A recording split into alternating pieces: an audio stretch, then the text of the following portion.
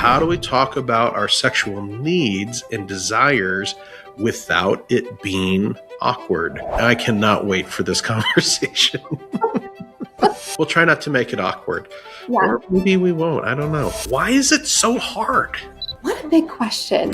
Sex is a challenge to talk about, and there can be so many different emotions and beliefs surrounding it. And then again, talking about it with your spouse. I'm coming in with my beliefs and my emotions. They're coming in with their beliefs and their emotions. And it can just feel like a lot to tackle. Yes. Nervousness, shame, all kinds of things can come up that can make it feel awkward to dive into. With given all that makes it hard, is there really any hope for having a real candid, safe conversation about sex? Just like with every other conversation that can be really hard, absolutely there's hope. We can learn to be vulnerable.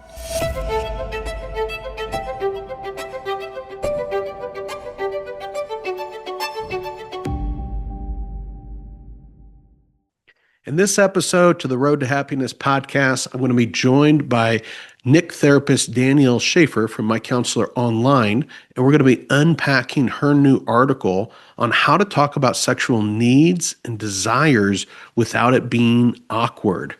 Sex is one of the most vulnerable topics for humans to talk about, especially if you grew up in Christian context where maybe there's some shame around talking about sex. And so most of us kind of resort to kind of defensive ways of talking about sex, making a joke out of it, or, being, having a meme kind of conversation back and forth about sexual topics, as opposed to just candid discussion about the vulnerable needs and wants and desires that we have. So with all the challenges that are in the way of having those conversations, how do we go about doing that? How do we improve our sex life by having better conversations about our sex lives? That's what we're going to learn and unpack together in this video. So stay tuned. You're going to learn some things that help you mature into true happiness. So let's dive in. The Road to Happiness podcast is made possible by MyCounselor.Online. Hey, we all need some help every now and then. And the counselors at MyCounselor.Online are thrilled to come alongside you and help you navigate all the challenges in relationship or just life, the obstacles that life throws at you that get in the way. So check them out, MyCounselor.Online. They'd be honored to serve you. Welcome back. We're here today with Danielle Schaefer, one of the amazing therapists at MyCounselor.Online, to talk about her new article, How Do We Talk About Our Sexual Needs and Desires Without It Being Awkward? Oh my gosh, everybody has this question, right? I cannot wait for this conversation. We'll try not to make it awkward. Yeah. Or maybe we won't. I don't know. We'll see. All right. Diving in, though. Yeah. There's so many contradicting messages about sex, especially for Christians, and it's common to feel awkward to talk about this. How is that everybody's experience? Is that what's your take? I would say, yes, super normal, super common, see it all the time, not just in the counseling world, right, but also personally, right, and in my own relationships with friends and family. Sex is a challenge to talk about, and there can be so many different emotions and beliefs surrounding it. And then again, talking about it with your spouse, right? I'm coming in with my beliefs and my emotions. They're coming in with their beliefs and their emotions. And it can just feel like a lot to tackle. Yes. Absolutely. Nervousness, shame, all kinds of things can come up that can make it feel awkward to dive into. Yeah, it's awkward when you're single. It's awkward when you're married. It's awkward when you've been married a long time. Yeah. Why is it so hard? Man, what a big question.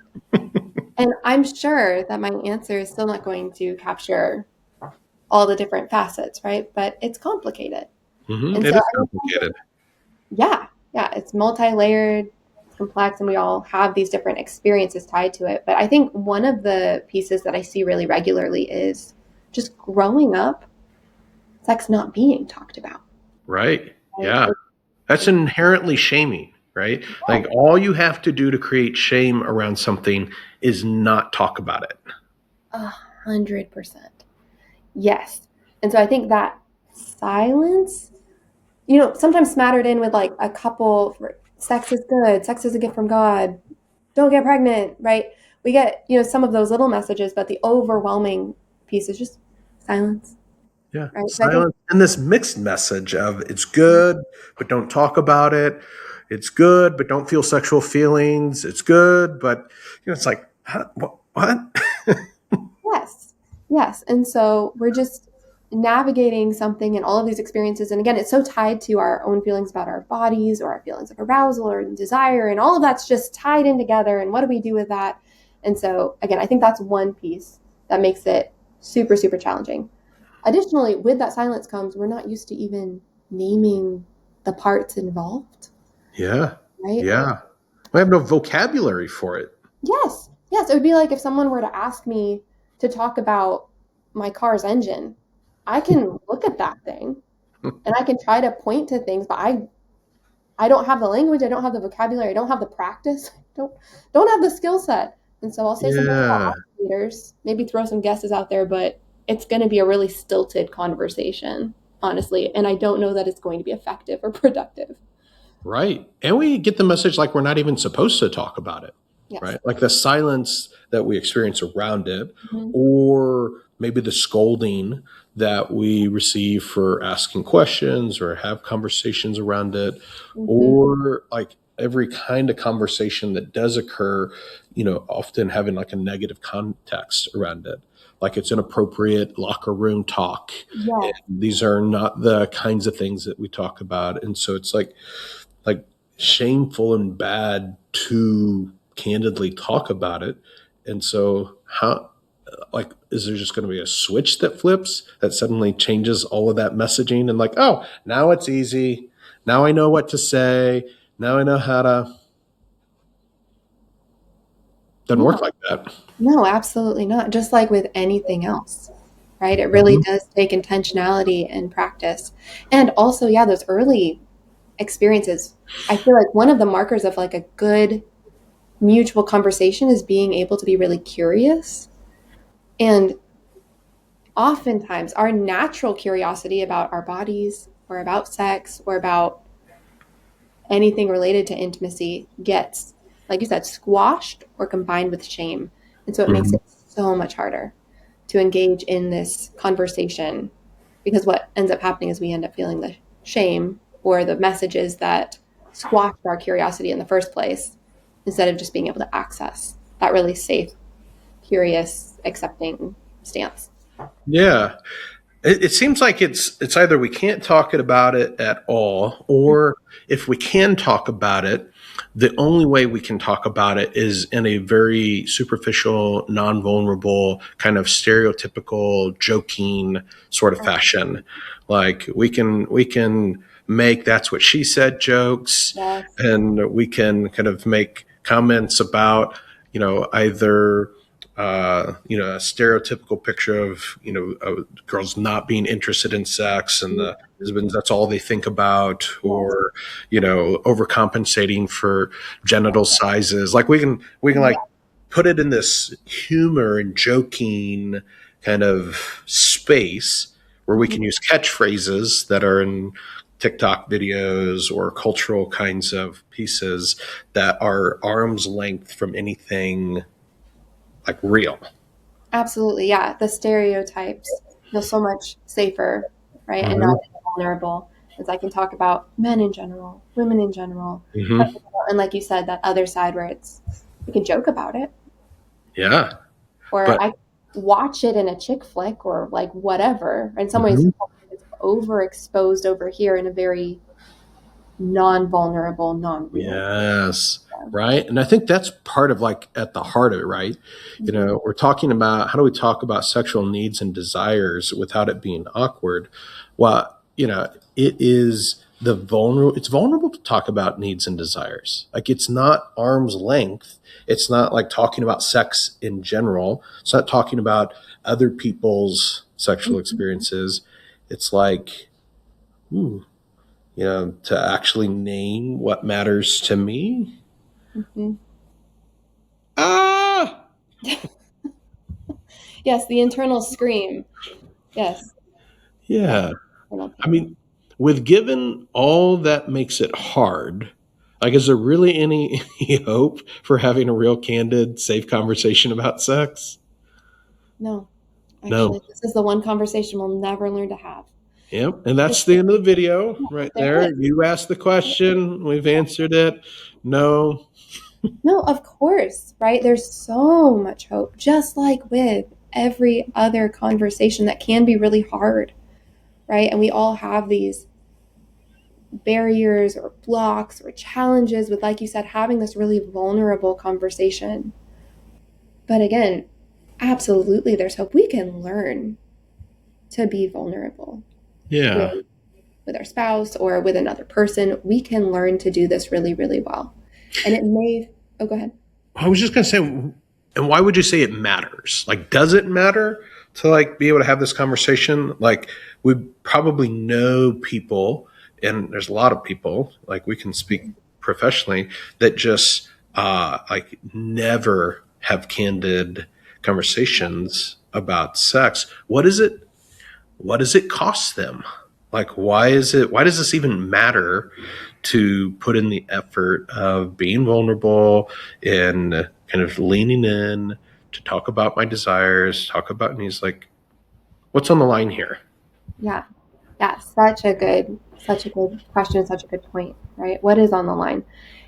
I think it goes all the way back to God's original plan for human beings, right? That deep sense of being fully known and fully seen. And the cost of never having these conversations, never putting in that hard, vulnerable work, or even that just taking those risks, is we never get to experience that, right? This may sound cliche, but it is such a gift. And there can be so many times, especially when it is hard to talk about, hard to navigate, where it doesn't feel like a gift, right? Or it feels like a gift I'd rather not have, or I'd never want to open it, or surely it's not worth it. And yet, God designed it, He named it good. He designed your body to be able to engage in this and for you to be able to receive love and connection in a really, really deep, meaningful way.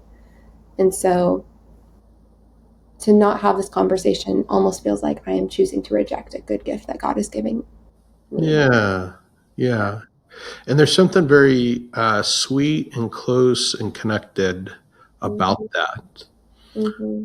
And there's I think this whole other layer of just red hot, smoking, smoldering sex that we can miss out on, right? Yeah. Like, there's this sense of, we can have these curiosities, these desires, these longings, these things that we want to, maybe experiment with and play with our spouse in. Like, the playground that God has designed for sex to be enjoyed in is so broad. Like, there's so much we talk about, monogamy and consent and mutuality as being the parameter framework that protects the playground. But if we can't talk about, we can't name, we can't share with our spouse, like, we are on the side benches of our own playground that God has given us. Yeah. And I love that imagery, right? Yeah, we miss out on the play, right? We miss out on the fun and the freedom to just like imagine and be creative and just enjoy with one another. Yeah. That's a huge piece. I tell my It's on the clients, other side of that awkwardness, on right? the other side of that awkwardness is this. Yes. And it's really good. And there's no way to that super fun, super enjoyable, exciting sex life that matures and gets richer and gets better year after year, other than going through the awkwardness. Like, I don't know, like, I'm a sex therapist, you're a sex therapist. We talk with couples all the time. Like, if there was a shortcut, we would like know about it and be happy to like bottle it and offer it to folks. Oh, yeah. Yeah, for our own self, right? Yeah. There's no way that I could get to the sex life that Mhm. Cassie and I have, that Cassie could get to the sex life that we have without navigating the through Mhm. the awkwardness. Yeah. Yes. Yes. And it's exactly that, right? It's not, in some ways, it's not so much about, oh, like, how do we just make sure that this isn't awkward? It's like, how do we keep our eyes on the prize a little bit? Yeah. Right? Can that matter more to me than the Mm, fear I have or the nervousness I have? Right? And can that matter, more to my spouse or to, like, can we view that as the greater thing? yes.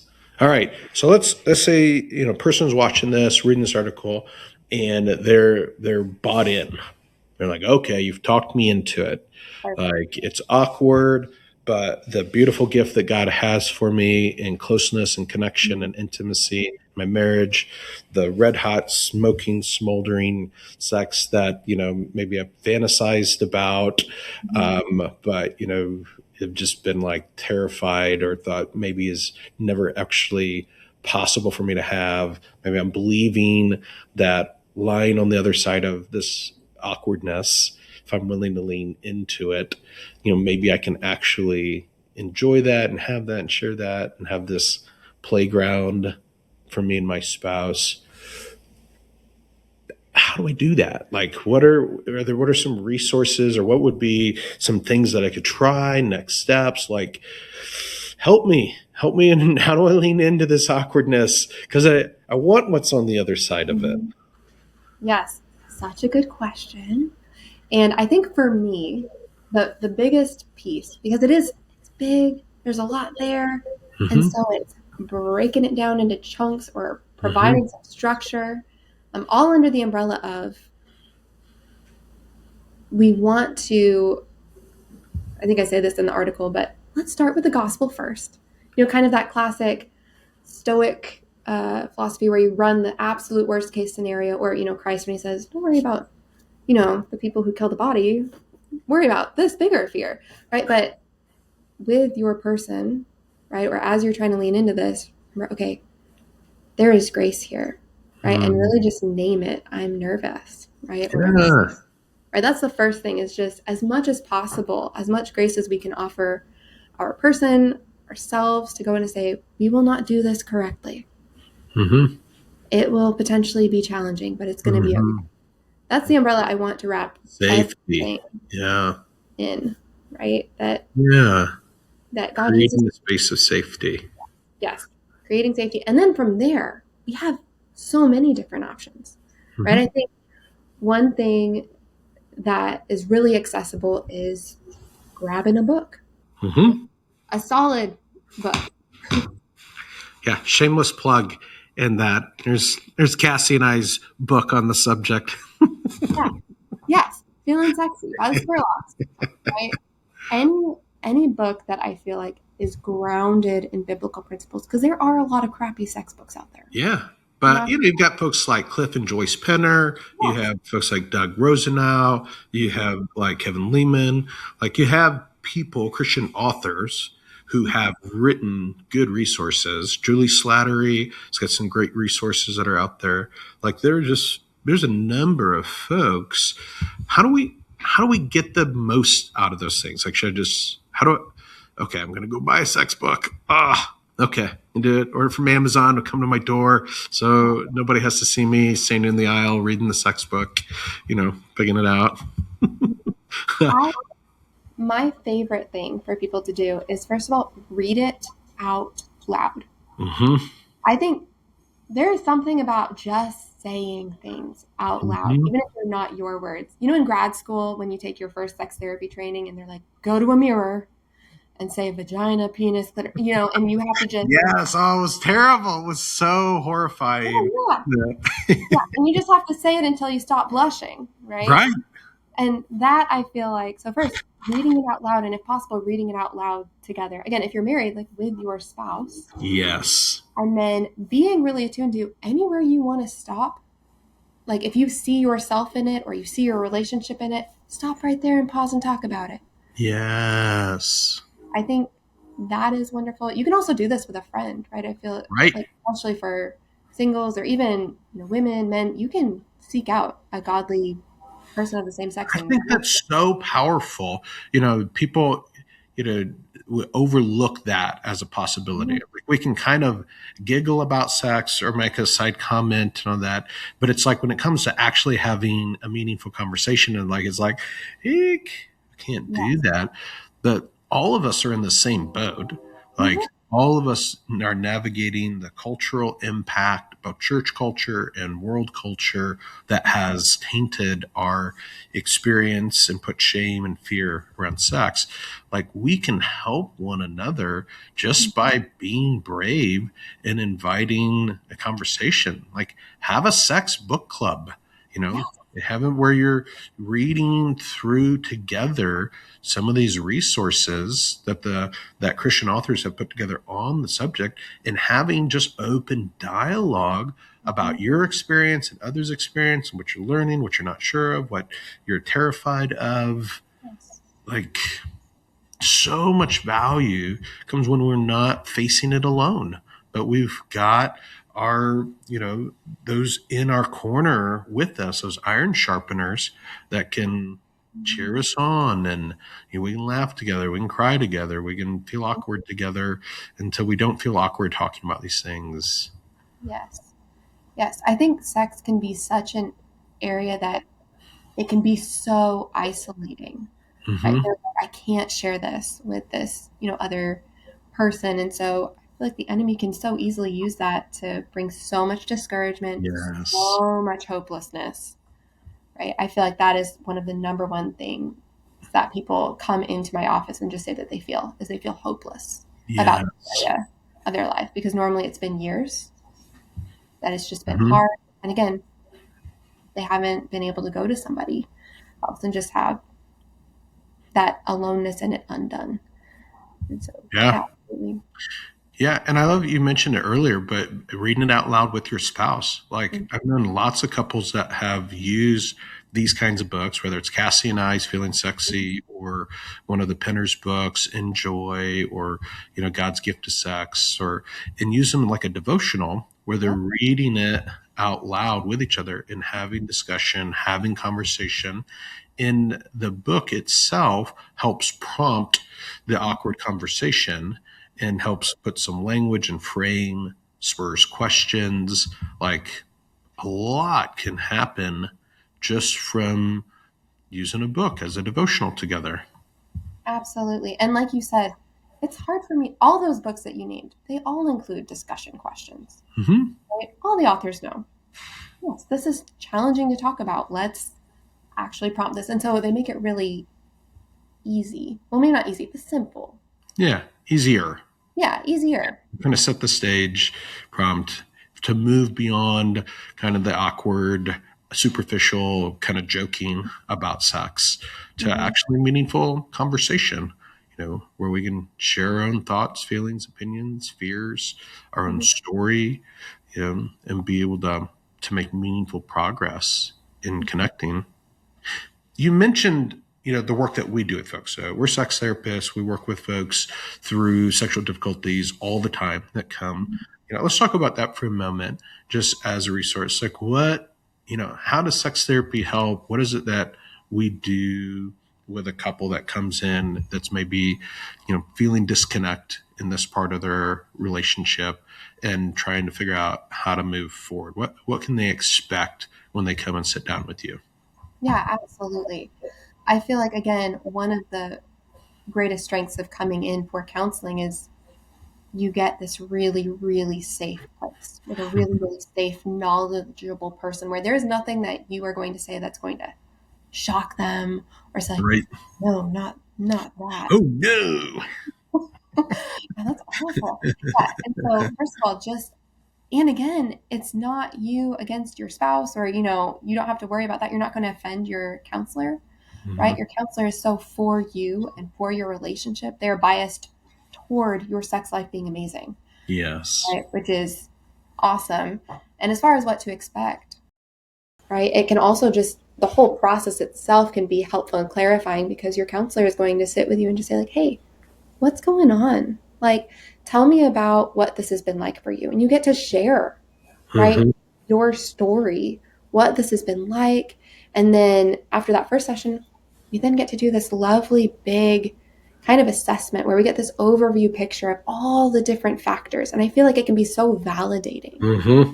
to know this really is tough. Like, I can see why this has been really challenging, right? Why this has been hard. And then from there, you actually get to go step by step by step by step. And you have the gift of having someone just walk right alongside you in that journey.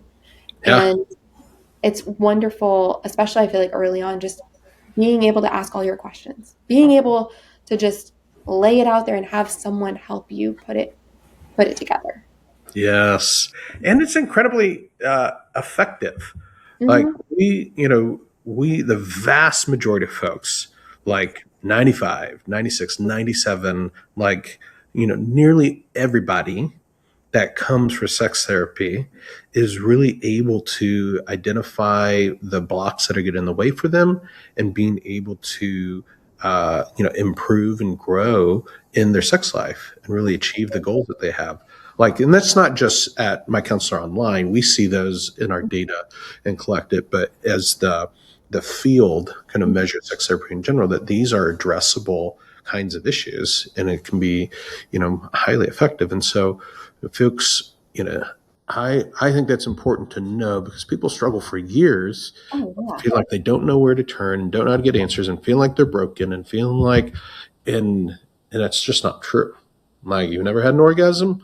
I can all but guarantee you that you are not broken. You can have an orgasm. You may not know how, Yep. or what's getting in the way, but we can figure that out, and you'll be able to have an orgasm. It'll be fun.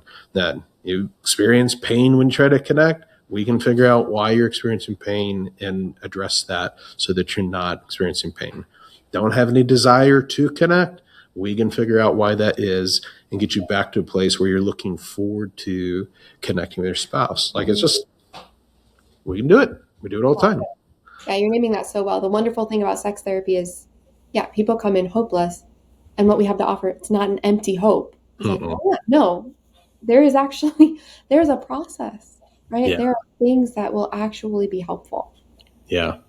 That every single time it just feels like a miracle, and it's It is. It really is. Yeah. It's so fun seeing what because God wants us to have a great sex life. yes, Sex is his idea. He designed it. He wired our bodies to really enjoy connecting with each other, and he wants for that to be the case. And so we're not and God's not neutral on the subject. He's way positive. And Jesus is the most sex positive person in the universe because he created sex. It was his idea to begin with, right? And so I think it's also helpful that these resources are not mutually exclusive of each other. mm, They actually work really best layered together. Like, if you can do a book group with one, two, three, four of the girlfriends and kind of start reading and talking about that, that's going to help you so much as you then use a book as a devotional with your spouse and you mhm, start having dialogue with your spouse. If you're having a supportive group of friends, having those conversations, and you're working through a book and having those conversations with your spouse, when you come in to work with a sex therapist to kind of work on some of the blocks, you're going to go so much further faster because of those relational supports and the foundation that you've laid. Like, there's a lot of things that you can do, some yes, that are very cheap and very, they're awkward, but otherwise easy to do. You just got to make the time to do it. And mhm, then there are things that are, more of a pain in scheduling and more of a pain in the wallet, like meet with a sex therapist. But so mhm, much of this stuff can be addressed just by having these meaningful conversations with friends and your spouse. You know, yes, start there. yes, yes. Start there. Danielle, so fun to hang out with you and chat about your article. Thanks for the work that you do with couples every week, helping them overcome the awkwardness, overcome the challenges, really enjoy what God gave to them as a gift, and for taking the time to distill some of that into an article and this video to help others. So thank you. You're wonderful. Love working with you. All right. Hope you dive into the article, enjoy it. And if you need some more help, reach out to our team and we will make sure you get taken care of. Hey, thank you so much for tuning in to another episode. It brings Cassie and I a lot of joy to be a part of your story and have these conversations with you just about life and faith and neuroscience. Like, it is such a joy to get to do this with you. It's more fun when we learn together. I got a small ask for you. Would you hit the subscribe button for this podcast? It really helps us, and it's a free way in which you can support what it is that we're doing and help others be able to connect with the same resources that you're enjoying. And if you find yourself in need of a little extra help, check out MyCounselor.Online. They're our sponsors. They make this podcast possible. The Christian counselors at MyCounselor.Online would be thrilled to come alongside you and serve you in your time of need. Hey, and Cassie and I want you to know that we're praying for you and that we're cheering you on as you mature into true happiness.